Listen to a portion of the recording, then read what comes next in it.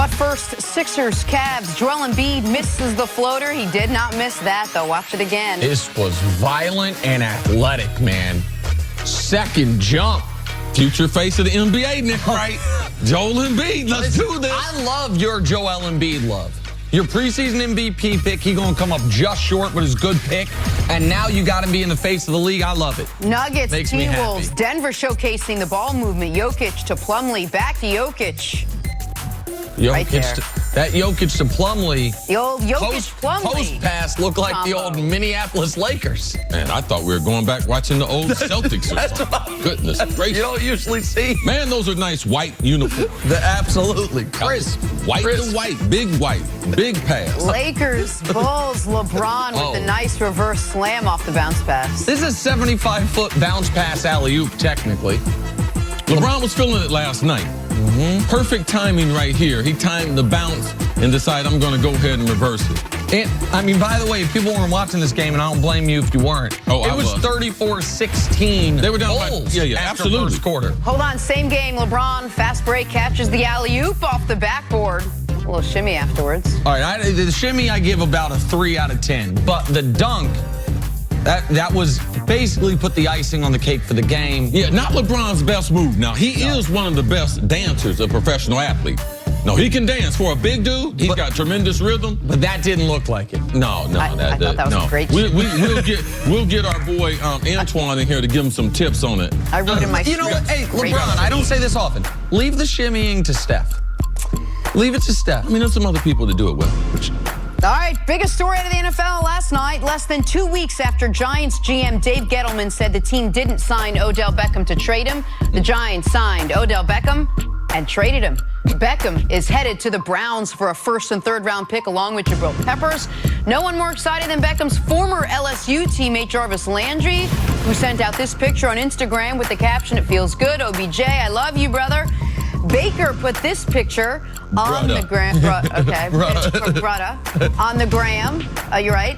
Baker and his new weapons right here. Nick, what was your reaction to the deal? There was a lot on Instagram and Twitter from a bunch of players reacting, which we'll see in a little bit. But your reaction to the deal? What an absolute win for the Cleveland Browns.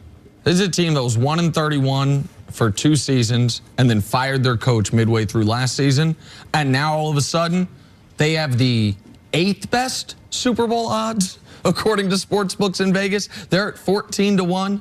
They are right now. They were 25-1 before. And the day before they got Odell, and now 14-1. And they were 100-1 to start last season. Yeah. And so it speaks to there is no 5-year plan in the NFL now.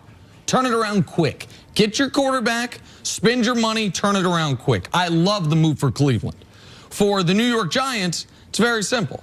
It's just a total rebuild built around a 38-year-old quarterback, of which there is no track record of that ever working in football at any level, not even senior league football. You don't want to rebuild around a 38-year-old quarterback. This is the type of move where if a coach or a GM ends up getting fired, when the article is written about in the New York Post or the New York Daily News, in the first couple paragraphs, they mention 13 days after committing to Odell Beckham long-term and 10 months after giving him the biggest contract in franchise history for a non-quarterback, they traded Odell Beckham Jr. for the 17th pick, the 95th pick, and Jabril Peppers, a box safety. Like, that is the Giants going to have to prove it to me now.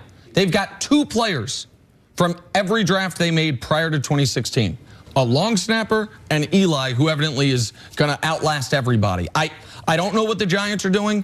I love the move for the Cleveland Browns. That was my initial reaction when I heard about it last night. It's a great move for the Cleveland Browns. The best move that they've made as a franchise. I would say, I would take the top 5 moves in franchise history, and this one would be one of them.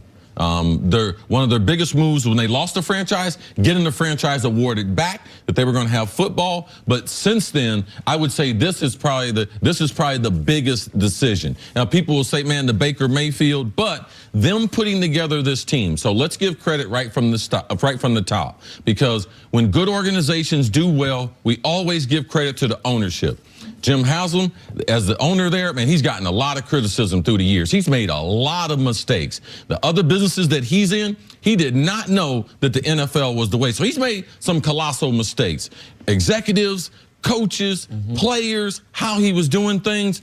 But he has the right guy in Dorsey as the general manager and allowing him to be able to operate with the flexibility to build them a monster. Like, they have woke up a sleeping beast in Cleveland, and you have to be able to give credit to the ownership there in Dorsey. Dorsey will be executive of the year. If you look at what he's done in the short period of time, transforming this team from one of the worst franchises to being, now they have legitimate Super Bowl. Now, to me, this is not one of those off seasons like the Washington Redskins had, where we see people go out and spend $100 million in trying to buy a Super Bowl. No, this is someone trying to buy themselves a franchise and get some credibility back in the NFL with the young talent that they have. If you look at their star players, they got so many great players under the age of 25. They have more great players under the age of 25 than anyone in the National Football League. I'm excited about the Cleveland Browns, and I'm really excited because one of the best talents we've seen come into the league in Baker Mayfield, he's been getting ready to get supported like no quarterback that I've seen, because this reminds me of Troy Aikman when he was in Dallas. And he took that beat down. They end up adding Michael Irvin to that team because he was injured, so he wasn't there when they lost. And then they drafted Emmitt Smith, and they had the triplets going forward. This is the way the Cleveland Browns can look. They can look a lot like the Dallas Cowboys look in those great teams. When Steve mentions triplets, obviously they've got Nick Chubb, but they signed Kareem Hunt. Now, Kareem Hunt is going to probably be suspended at the beginning of the year, but John Dorsey, a guy who was in Kansas City when they got Kareem Hunt, from a football perspective, that is a great move for them. So you also add the other things they've done this offseason. How about bringing in Olivier Verden? Absolutely. How about yesterday during the show, Sheldon Richardson came over for them. So all of a sudden you are building. When we've seen other teams have a monster free agent or monster offseason, it's usually by, well, the way the Giants did a few years ago on defense. You're overpaying for your talent. The other aspect for this for the Browns just quickly is because the Giants paid the whole signing bonus. Yeah. They get Beckham at $15 million per year. Now, I know there's questions, how long will he play under $15 million per year, if he will come to them at some point, want more money. But right now... Oh, he will definitely come to them before this contract is over with. Oh, before it's over, for sure. Like, it just is kicking in now. There's no, but he won't come to him this year. We don't know that, Nick. Okay. There are some stuff out there that he's not happy with the overall number. All right. There was a report last night. So it's not that he might not report, but he might not be happy after seeing Antonio. Julio Jones is getting ready to get a bump.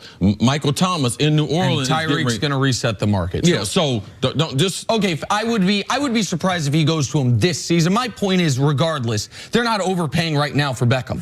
They got him for 15. They got him for 5 years, $72 million, as the contract is currently written, with nothing guaranteed after this season. We had some questions about Jarvis Landry last year and what he was able to do, but Adam Henry, their receivers coach, actually coached both these guys, Landry and Odell, back at LSU. How potent does that make this offense now, that those two guys can work well together, and you have Baker, and you have what you already had from last year? Yeah, they have a tremendous amount of things that you want as a coach. You have people in the building that are very familiar with Odell, and their wide receiver coach is a huge part of that. That's why John Dorsey, because I met with him last year.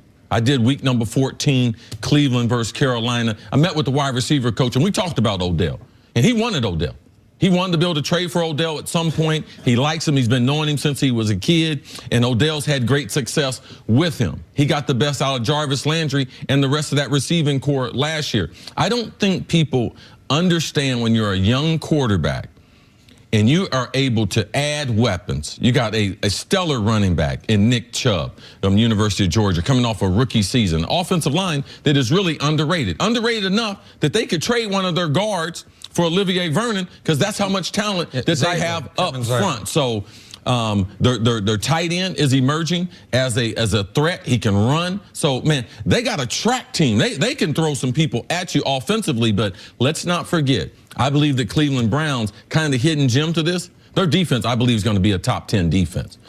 We'll talk about the offense, but their defense is full of young playmakers also, and trading for Olivier Vernon was kind of the start of getting some more young players on defense. I believe is going to be very, very good. And that goes back to your original point, which is credit to John Dorsey. One of the blue chippers on that defense was a guy, when they drafted him, I was like, wait, what? At 4, you're taking Denzel Ward. You're not taking Bradley Chubb. You're taking the corner out of Ohio State. He was awesome last year. We know how good Myles Garrett is. That guy is 12 sacks a year waiting to happen if it's not already happening. Then you add, you find a pass rusher in Olivier Vernon through the trade market. You find Sheldon Richardson through free agency. Like, there you go now. Now all of a sudden, I mean, those are, I would say, 2 no doubt blue chippers in Garrett and Ward, and 2 whatever 1 degree below blue chipper is in the 2 players they added in free agency, in Olivier Vernon and Sheldon Richardson. So there's your defense. Right. And on offense, Baker, last quarter of the season now, top 6 in passer rating, top 8 in yards per attempt. Like, Baker was good immediately, but he was really good late.